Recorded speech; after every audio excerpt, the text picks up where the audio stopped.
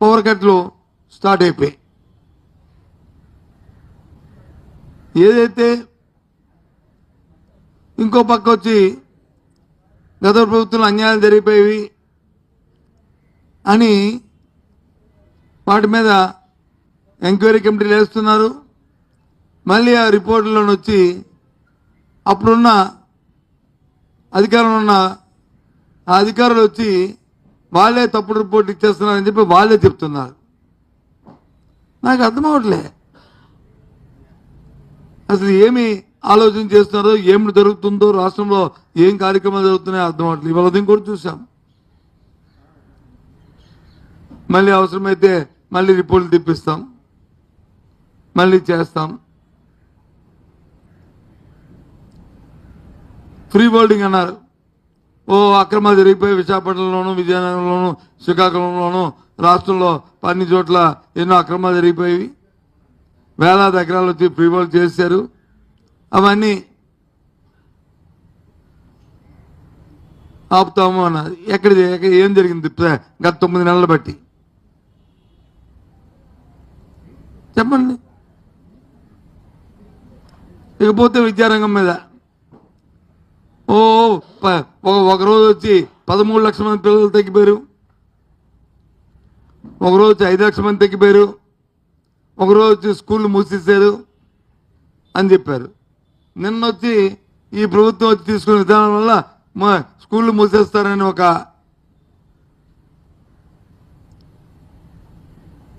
తల్లిదండ్రుల నుంచి అలాగే అధ్యాపకుల నుంచి రాగానే ఒక స్కూల్ కూడా ముయ్యమని తిరిగి వాళ్ళే స్టేట్మెంట్ ఇస్తున్నారు. గత ప్రభుత్వంలో ఈ రాష్ట్రంలో ఏ ఒక్క స్కూల్ అయినా మూసారు ఈ ఊర్లో అని చెప్పి ఓ ప్రకటించమండి, ఊరి పేర్లు ఇమ్మనండి. లే అది చెప్పే ధైర్యం చేయరు, ఎందుకంటే లేదు కాబట్టి. ప్రభుత్వం మారిన ప్రభుత్వాలు వాళ్ళ విధానాలు ఉంటాయి. ఇవాళ నీతి ఆయోగ్ చెప్పింది, ఏదైతే ఇంగ్లీష్ మీడియంలో ఆ విద్యార్థులకి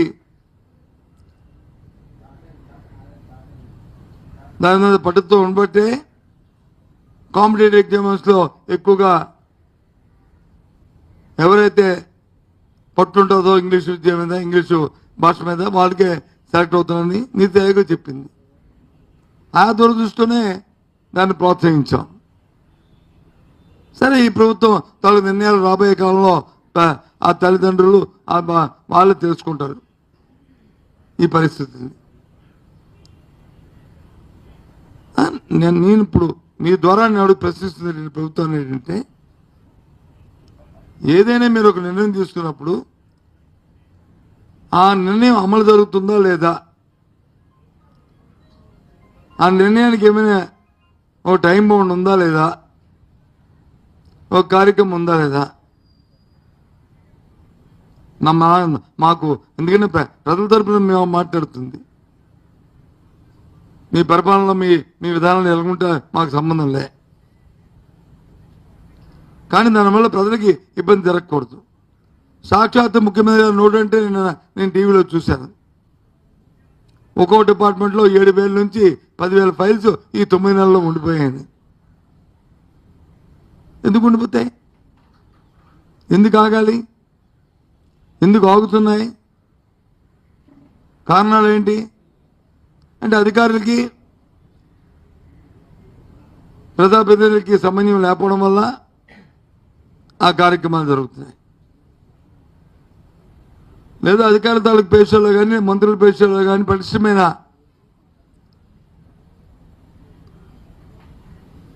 యంత్రాంగం లేకపోవడం వల్ల, అంటే సంవత్సరమైన ఇంకా గాలిలో పడలే అని స్వయాన ముఖ్యమంత్రి గారు చెప్పిన మాటలు ఇవి. నేను చెప్తున్న మాటలు కాదు, నేనే విమర్శించట్లే.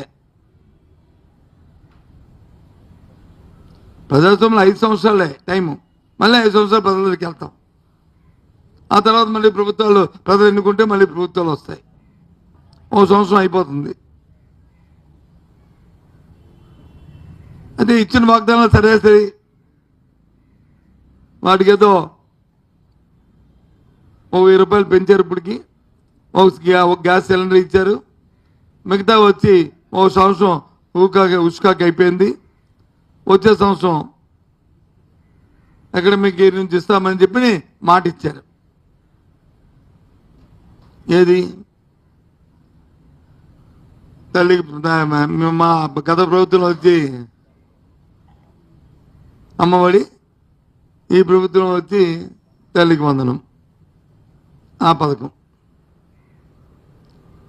ఇంకా మిగతా రైతులకు ఇచ్చే కేంద్రం నుంచి ఏదైతే పాపం ఉందో అది కూడా రైతులు నష్టపోయారు. ఆ ఇచ్చిన డబ్బుని రైతులకు రానిలే. ఎందుకు? దాన్ని మ్యాచింగ్ తీరు 20,000 రూపాయలు ఇస్తా అన్నారని చెప్పి దాన్ని కూడా రైతులకు అందరికంట ఈ సంవత్సరం చేశారు. నువ్వు అయిపోతూ పోయావు. ఆ కేంద్రం ఆ ఇచ్చిన డబ్బైనా రైతులకు ఇస్తే సరిపోయి ఇవ్వచ్చు కదా, అది కూడా ఇవ్వలే. అది కూడా వచ్చే సంవత్సరంకి దాన్ని పొడిగించారు.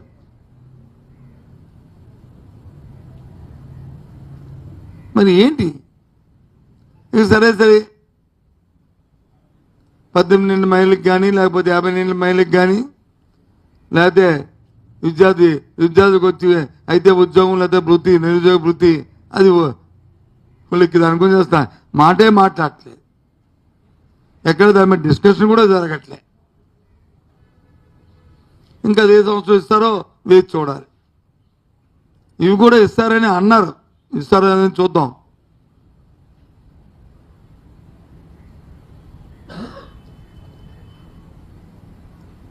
అందుకోసమనే ఈరోజు మీ ద్వారా ప్రభుత్వాన్ని ప్రశ్నిస్తామని ఈ సమావేశాన్ని పెట్టడం జరిగింది, పత్రికా సమావేశాన్ని.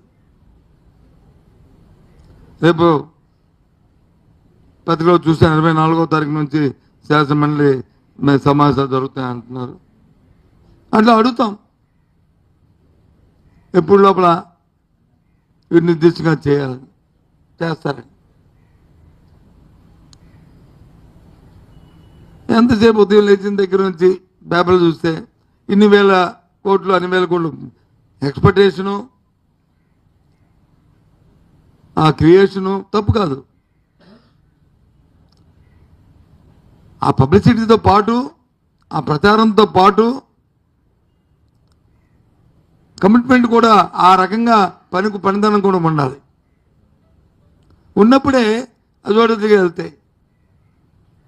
జగన్మోహన్ రెడ్డి హయాంలో కూడా చేశారు, కానీ ఇంత ఆర్భాటం చేసుకున్నందుకు సైలెంట్గా కార్యక్రమాలు చేసుకున్నారు. అందుకనే ఏ పారామీటర్ చూసుకున్నా గత ప్రభుత్వాలకి గత 5 సంవత్సరాలకి 14, 19, 24 ఏ పారామీటర్ చూసుకున్నా హైలో ఉన్నాం. కారణం అదే, మాటలతో కాకుండా చేతలతో చేశాం కాబట్టి.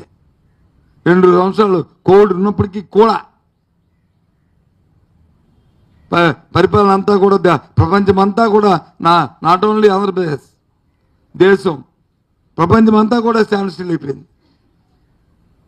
అయినప్పుడు కూడా ఏ ఒక్కరికి ఇబ్బంది లేకుండా కార్యక్రమాలు చేసుకోవచ్చు. చిన్న ఉదాహరణ, ఈ 9 నెలల కాలంలో 5 సంవత్సరాల్లో ఎంతమంది హాస్టల్స్లో కానీ స్కూల్స్లో కానీ మధ్యాహ్న భోజనం కానీ లేదు హాస్టల్లో పెడుతున్న పిల్లలకి ఇస్తున్న ఆహారంలో కానీ అందులో హెల్టేషన్ అయిందని చెప్పి హాస్పిటల్కి చేరారు. గత 5 సంవత్సరాలు జరిగిన ఇన్సిడెంట్ల కంటే ఎక్కువ జరిగాయి ఈ 9 నెలల కాలంలో. లెక్క పెట్టమనండి, మోసం కాదు చెప్పమనండి.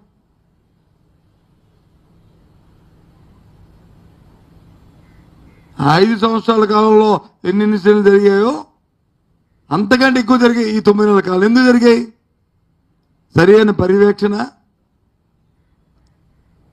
ఈ ప్రభుత్వం పట్ల భయం భక్తి వాళ్ళకి లేకపోవడం వల్ల.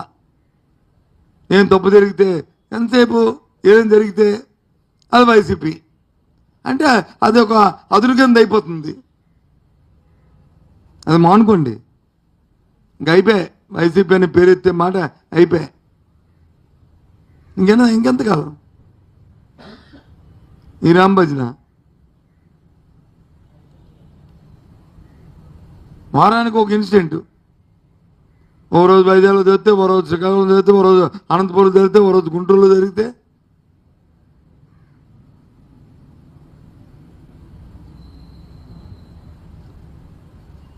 సరే ఎంతసేపు వాడిని అరెస్ట్ చేస్తాం, వీళ్ళని అరెస్ట్ చేస్తాం, వాడిని ఇది అది ఇది ఇవన్నీ రొటీన్ జాబ్. అవి దానికి అంత పబ్లిసిటీలు, దానికి అంత ఈ ప్రాధాన్యతలు, దాని మీద అంత ప్రత్యేకమైన ఫోకస్ అవసరంలే.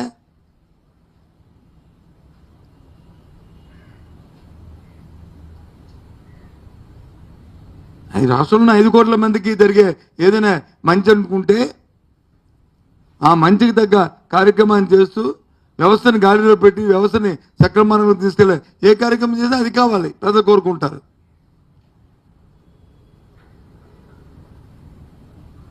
తప్ప కక్షపూరితమైన వ్యవహారాలను ప్రజలు కోరుకోరు.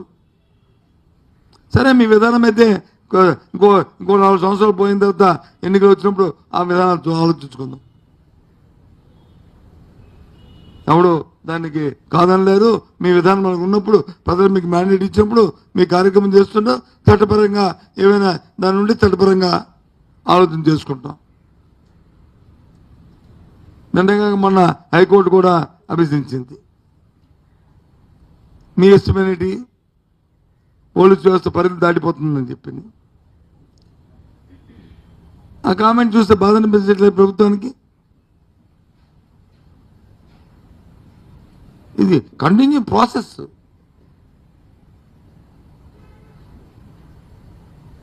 అది జరగట్లే.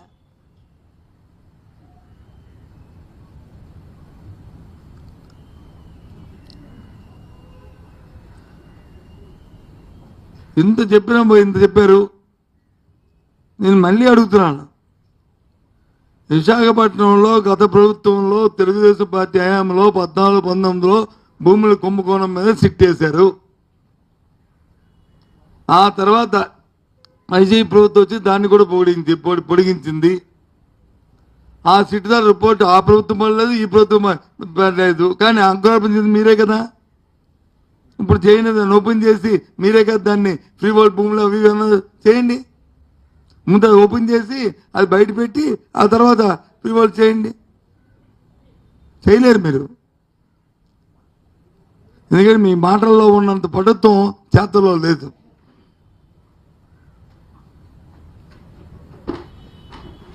మాటలు దేనికి అంటే పబ్లిసిటీ కోసం, చేతలు దేనికంటే ప్రక్రియ జరపడానికి.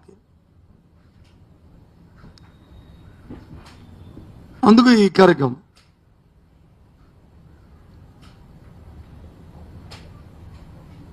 అది కరెక్ట్ కాదు. ఈ ప్రభుత్వం సూటుగా ప్రశ్నిస్తున్నాం. అయ్యా, మీ మాట్లాడుకుంటారో, ఎక్కువ మాట్లాడుకుంటారో, రివ్యూలు గంటలు చేసుకుంటారో, రోజులు చేసుకుంటారో, పడతారో, మీ స్టైల్ మీది. కానీ ప్రజల తరపున మా డిమాండ్ ఏంటంటే ఇచ్చిన మాటల్ని, ఇచ్చిన వాగ్దానాలని ఎప్పుడు లోపల నెరవేరుస్తారు.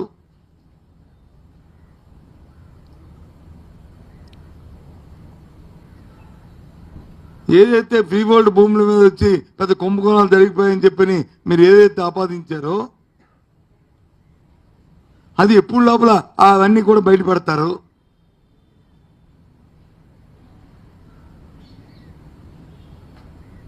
చెప్పండి.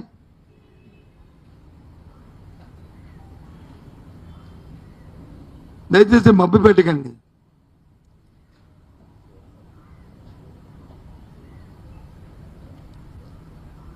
సూటిగా ప్రశ్నిస్తున్నాం. ఎప్పుడు లోపల సామాన్యులకు వచ్చి 5,000 నోట్లోకి వెళ్ళే పరిస్థితిని ఈ రాష్ట్రంలో కల్పిస్తారు. ధరలను అదుపు చేస్తారు.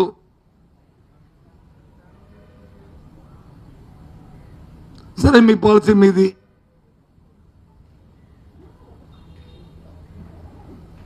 అంతకుముందు గత ప్రభుత్వంలో, వైసీపీ ప్రభుత్వంలో లిక్కర్ అంటే ధరలు వచ్చే షాక్ కొట్టినట్టు ఉండాలనేది, లిక్కర్ కొంచెం తగ్గించాలనేది గత ప్రభుత్వం తాలూకు పాలసీ. సరే దాన్ని ఆమోదించారో ఆమోదించలేదో పక్కన పెడితే ఈ ప్రభుత్వంలో ధరలు తగ్గించాలి, ప్రజలకి మన మధ్యాహ్నం అందుబాటులో తీసుకురావాలి, 100 రూపాయలకి మించకూడదు, ఎక్కువగా తాగించాలనేది మీ పాలసీ. అది ఎన్నాళ్ళు? ఓ నెల రోజుల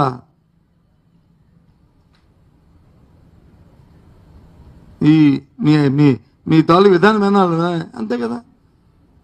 8 నెలలైంది, మళ్ళీ దాన్ని మళ్ళీ నిందా మనం చూసాం పత్రికలో, మళ్ళీ 10-15% పెంచామని చెప్పని.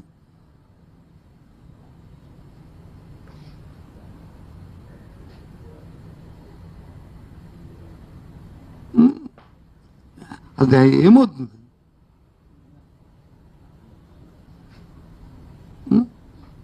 ఎంతసేపు ఏదైనా డిస్కషన్ చేస్తే ఓ బుడత తల్లిసి దాంతో ఆ రోజు పబ్బ గడిపాడు.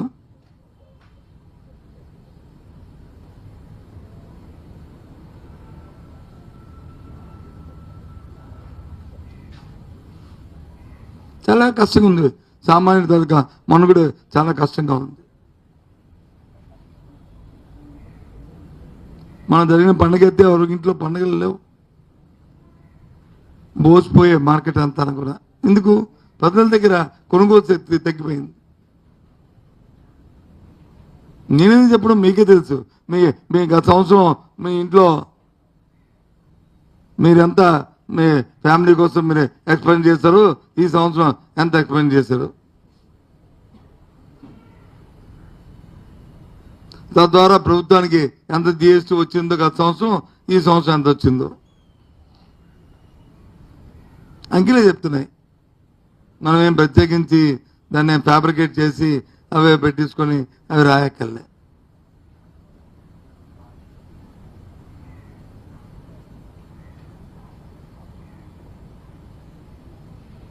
అందుకే ఈ సమావేశాన్ని మేము మీ ద్వారా ప్రభుత్వం ప్రశ్నించడానికే ఇవాళ ఈ సమావేశం పెట్టాం.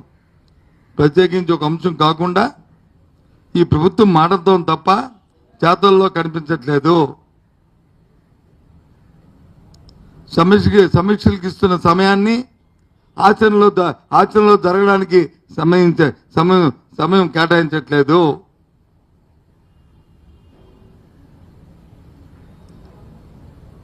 ఈ 9 నెలల కాలం ఈ ప్రభుత్వం వృధా చేసింది. ఒకసారి ఒక మానవుడి తాలూకా మన తాలూకా వ్యవస్థలో ఒక పక్కకి వెళ్తే మళ్ళీ దాన్ని లైన్లో పెట్టడానికి ఇంకో 6 నెలలు ఇంకో సంవత్సరం పడుతుంది.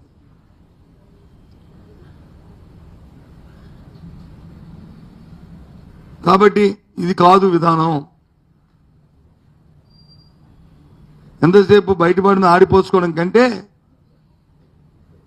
గురువింద కింద మచ్చులాగా వచ్చి సామెతలా కాకుండా దయచేసి మీరేం చేస్తున్నారో ఒకసారి ఆలోచన చేసుకుని విమర్శలు తగ్గించి పరిపాలన సమయం ఇచ్చి పెరిగిన ధరల్ని మీరు పెంచుతున్న ట్యాక్సెస్ని పన్నుల్ని రాబోయే కాలంలో పెరుగుతున్న విద్యుత్తు కోతల్ని పవర్ కట్స్ని ప్రయత్నం ఆపమని మా తాలూకా విజ్ఞప్తి ప్రతిపక్ష పార్టీగా మేము కోరుతున్నాం. ఓకే.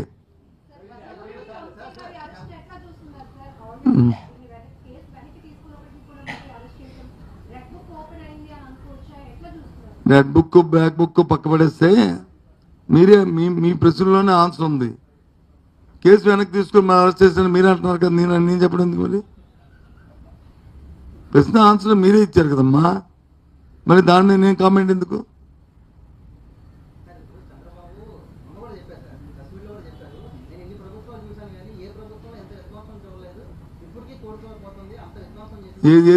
ఏంటి కోలుకోలేకపోతుంది? చేతకానుడు ఏం మాట్లాడతారు, చేత కాకపోతే ఏదైనా మాట్లాడచ్చు. ఏంటి విధ్వంసం?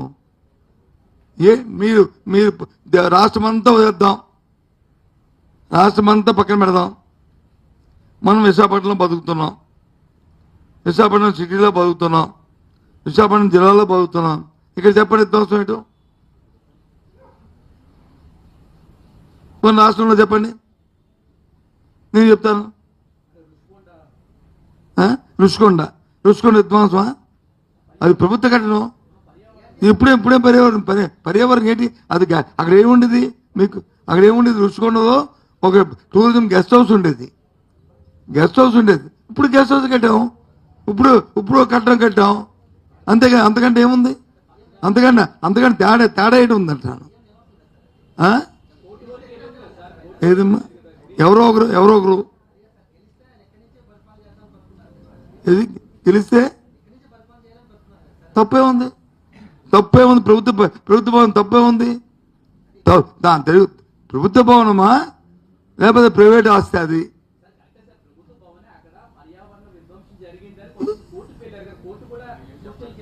ఎవరు చెప్పారు? కోర్టు చెప్పండి. నాకు యుద్ధం జరిగింది, చేసిన వాళ్ళని చర్య తీసుకొని చూపెట్టండి. నాకు తెలియదు. ఇగో సీఎం టొట్టని ప్రతి ఓడి వద్దానికి వెళ్తారు. అది కాదు కదా. ఏదమ్మా? ఎవరి మీద? నీ మీద, నా మీద? ఎవరి మీద వేశారు? ఎవరు వేశారు చెప్పు? దేనికి వేశారు? దేశం మొత్తం మీద, రాష్ట్రం మొత్తం మీద జరిగిన కానీ దేనికి వేశారు చెప్పు? నేను రుషికొండ మీద అది ప్రభుత్వ భవనాలు. దాన్ని వినియోగించుకోలేకపోతే ప్రభుత్వం తరగా అది అసమ్మతత. అది ప్రభుత్వ అసమ్మతత. అక్కడ ఏదైనా కట్టడాల్లో ఏవైనా సరే అవినీతి జరిగితే చర్య తీసుకోండి. అభ్యంతరం లేదు. ఇది ఇవాళ నేను చెప్పిన మాట కాదు. అధికారం ఉన్నప్పుడు కూడా చెప్తున్న మాట. గత 2 సంవత్సరాలుగా పదేగా మీరు అడుగుతున్నప్పుడు నేను చెప్తున్న మాట. క్యాబినెట్లో అప్పుడున్న ప్రభుత్వంలో ఒక క్యాబినెట్ మంత్రిగా అదే మాట కొనసాగిస్తూ ఇప్పుడు కూడా అదే చెప్తున్నా. ఎలా చూస్తా చెప్పు? ఇప్పుడు ఎలాగైపోయిందంటే రాజకీయ పార్టీలాగే మీ తాలూకా ఛానల్స్ కూడా తయారైపోయాయి. రాజకీయ పార్టీకి ఎలాగే తుప్పీలు ఉంటాయో ఒక భాష అలాగే ఏబిఎన్ కోటి ఉంటుంది, అలాగే ఈనాడు కోటి ఉంటుంది, సాక్షి కోటి ఉంటుంది. ఏంటి మీ తాలూకా అభిప్రాయాలు మీకు ఉంటాయి. ఏదేమైనా సరే అరెస్ట్ అనేది దాన్ని తీవ్రంగా ఖండించవలసిన అవసరం ఏంటి? ఒక పార్టీ ఆఫీస్ మీద వచ్చి ఆ అమ్మాయి చెప్పింది, ఆ సోదరు చెప్పింది ఆ కేసీఆర్ లేనప్పుడు ఇంకేడుస్తారని. మరి ఇంకా అయిపోయిందేమంటే ఎవరిని?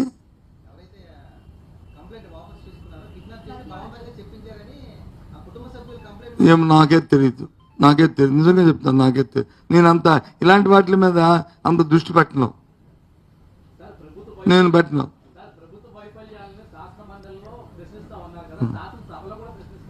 అది శాసనసభలో నేను అడిగొచ్చి మళ్ళీ సమాధానం చెప్తాను. నేను శాసనమండలి వరకు నేను అథారిటీ నేను చెప్పాను. శాసనసభ అథారిటీని అడిగి వచ్చి చెప్తాను. తప్పే ఉంది? నాకు తెలియని విషయాన్ని నేను తెలుసుకొని చెప్తాను. తప్పు కాదు కదా. తెలుసుకొని చెప్తాను, డెఫినెట్గా చెప్తాను.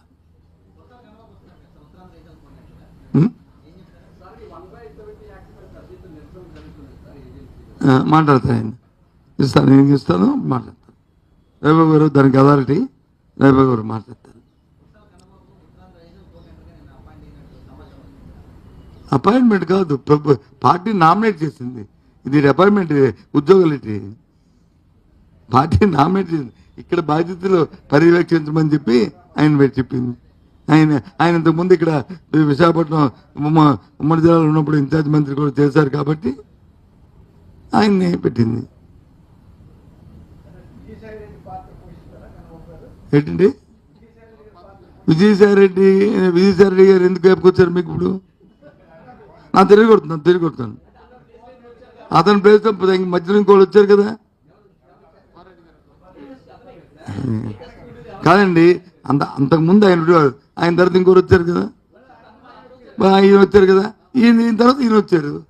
అంతే కదా. మరి ఆ పాత్ర అంటే ఏది? పార్టీ పాత్ర.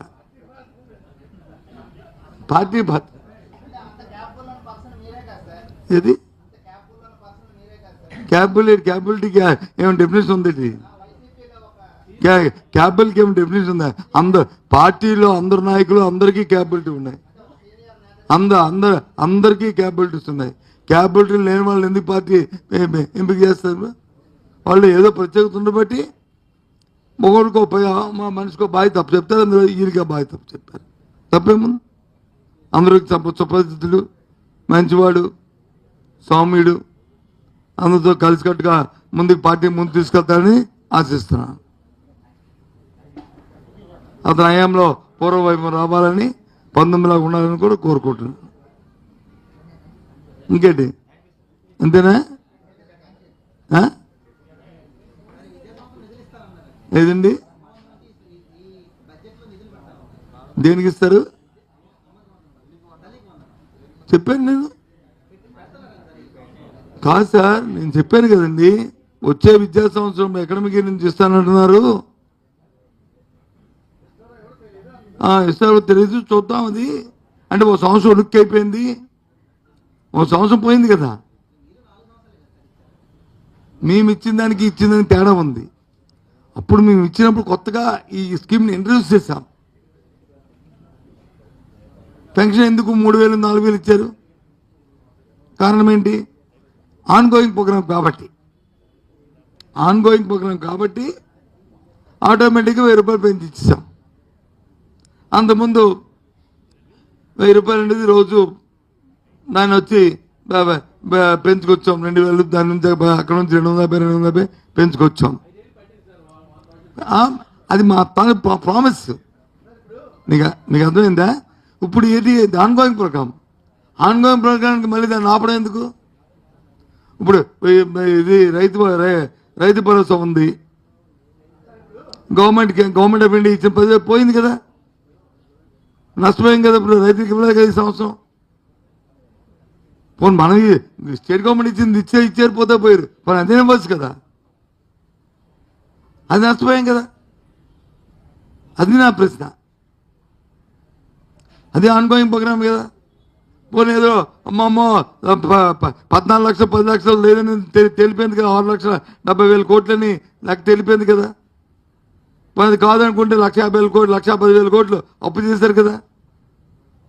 ఈయన అది వాస్తవం కదా, అందులో ఏమి తేలలేదు కదా, మరి అది ఇవ్వచ్చు కదా.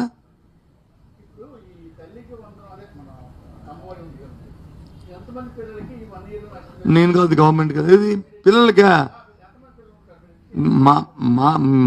మేము అప్పుడు ఒక విద్యార్థికి ఇస్తే 40 లక్షలు వచ్చేది, ప్లస్ 1 అప్పుడు. అది తల్లికి ఇచ్చేవాళ్ళం. ఇప్పుడు పిల్లలకి ఇస్తే 60 లక్షల మందికి ఇవ్వాలి.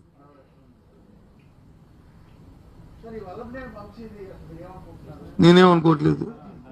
ఇది చాలా దురదృష్టకరమైన, ఇలాంటి సంఘటనలు పునరావృతం కాకూడదు. దీన్ని తీవ్రంగా ఖండిస్తున్నాం. కక్షపూర్తి రాజకీయాలు ఉండకూడదు. రివెంజ్ పాలిటిక్స్ ఉండకూడదు, రియలైజేషన్ పాలిటిక్స్ ఉండాలి. రివెంజ్ పాలిటిక్స్ అనేది ఇది మంచిది కాదు ఎవరికైనా సరే. అంతే కదా, నువ్వే చెప్తున్నావు కదా అవునని చెప్పమని. నువ్వే చెప్తున్నావు కదా అవునని చెప్పమని. ఒక్క నిమిషం ఆగితే ఆయన అడిగిన క్వశ్చన్కి బాబు మా రవిబాబు వచ్చి దాన్ని రెస్పాండ్ అయిన తర్వాత దాన్ని మనం చేద్దాం. ఓకే.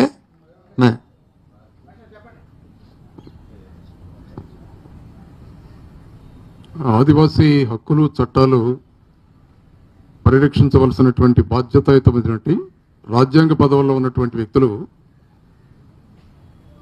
టూరిజం డిపార్ట్మెంట్కి సంబంధించి జరిగిన రివ్యూలో రాష్ట్రంలో ఉన్నటువంటి ఏజెన్సీ ప్రాంతాలు, ప్రధానంగా అరకు, లంబసింగి, పాడేరు, చింతపల్లి ప్రాంతాలు టూరిస్టుల్ని బాగా విపరీతంగా ఆకర్షిస్తాయి. భారీ పెట్టుబడులు తీసుకొచ్చినా సరే, అవసరమైతే 170 చట్టాన్ని సవరించినా సరే భారీ పెట్టుబడులను ఆకర్షించాలి అని వారు చేసినటువంటి వ్యాఖ్యలకి రాష్ట్రంలో ఉన్నటువంటి ఆదివాసీ బిడ్డలు మొత్తం కూడా బొగ్గుమన్నారు. ఎందుకంటే 170 అనేది అది ఏదో ఒక రాష్ట్ర ప్రభుత్వానికి సంబంధించినటువంటి అంశం కాదు. కేంద్ర ప్రభుత్వం ఇచ్చినటువంటి చట్టం, రాష్ట్రపతి ఆదేశాలకు అనుగుణంగా రాజ్యాంగపరమైనటువంటి హక్కు 170. దాన్ని సవరించాలంటే అది కేవలం కేంద్ర ప్రభుత్వం యొక్క ఆలోచన. దేశంలో 170 చట్టాన్ని సవరించడం అనేది జరిగే పని కాదు. అవసరమైతే దాన్ని సవరించినా సరే టూరిజం డిపార్ట్మెంట్ని రాష్ట్రానికి ఒక ఆదాయ వనరులుగా చూడాలి. ఈ ప్రాంతంలో ఉన్నటువంటి ప్రకృతి సౌందర్యాలని భారీ పెట్టుబడులు ఆకర్షించినా సరే దాన్ని సవరిద్దామన్నటువంటి ఆలోచనకి వ్యతిరేకంగా రాష్ట్ర వ్యాప్తంగా ఉన్నటువంటి ఏజెన్సీ ప్రాంతాలు, అటు ఏలూరు, బుట్టాయిగూడెం దగ్గర నుంచి రంపచోడవరము వరకు, పాడేరు, చింతపల్లి, సాలూరు, అలాగే అరకు, అనంతగిరి, మొత్తం రాష్ట్రంలో ఉన్నటువంటి ఏజెన్సీ ప్రాంతాలు మొత్తం కూడా భారీగా నిరసన కార్యక్రమం తెలిపాయి.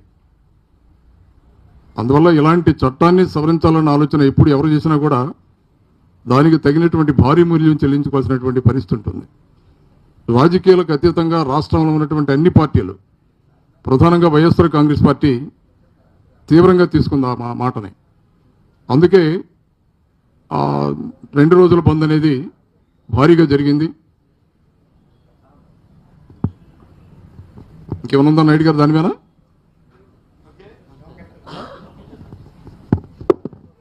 ఈయన చెప్పింది ఏంటంటే, ఏదైతే ఆ చట్టం ఉందో, ఈ చట్టం రాజ్యాంగపరంగా వచ్చిన అంశము, దీన్ని రాజ్యాంగ పదవులు ఉన్న వాళ్ళు అలాంటి మాటలు మాట్లాడి ప్రజల్లో ఆందోళన తేవద్దు, అది ఆందోళన చెందేటట్లు చేయొద్దు అనేది నాకు అర్థమైంది. రవి గారు చెప్పిన అంశాన్ని దయచేసి దాన్ని అడుగుతా. ఎందుకంటే ఆల్రెడీ క్వశ్చన్ పంపించారు ఆయన. ఓకే,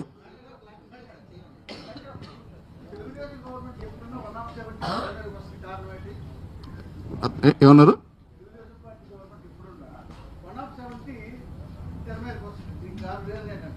ఇది కరెక్ట్ అయ్యేది. గతంలో కూడా తెలుగుదేశం పార్టీ అధికారంలో ఉన్నప్పుడు ఈ చట్టాన్ని సవరించి అరకు, చింతపల్లి, పాడేరు ప్రాంతాన్ని ఫ్రీ జోన్గా చేద్దాం, తీసుకొచ్చి అక్కడ 5 స్టార్ హోటల్స్ నిర్మిద్దాం అన్నటువంటి ఒక ప్రతిపాదన చేసినాయి.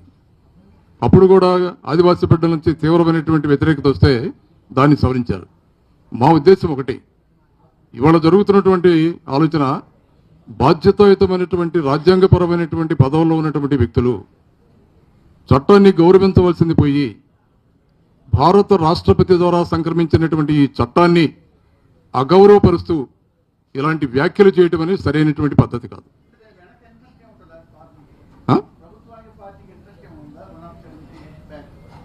వాళ్ళ ఆలోచన ఉంటేనే కదా ఇలా చేస్తారు.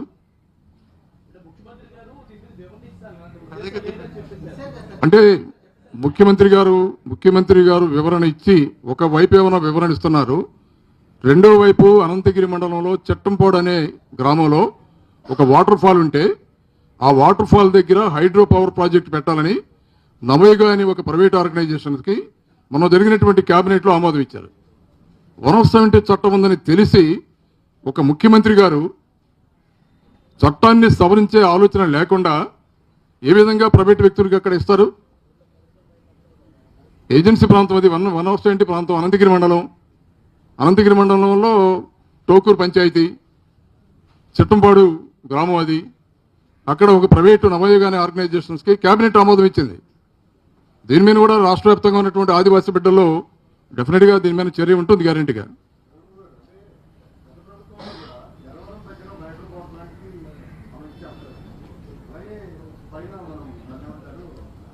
ఇవ్వలేదు. గత ప్రభుత్వంలో ఆలోచన వచ్చింది అంతే తప్ప ఇవ్వలేదు. లేదు ఇవ్వలేదు. ఆలోచన వచ్చిన మాట వాస్తవం, అంగీకరిస్తాం. ఆలోచన వచ్చిన మాట కరెక్ట్, అంగీకరిస్తాం దానికి. అయితే కేబినెట్ ఆమోదం అయితే చేయలే. కేబినెట్ ఇచ్చింది కదా, కేబినెట్ అయిపోయింది కదా, అప్పుడు కేబినెట్ అప్రూవల్ ఇచ్చింది కదా.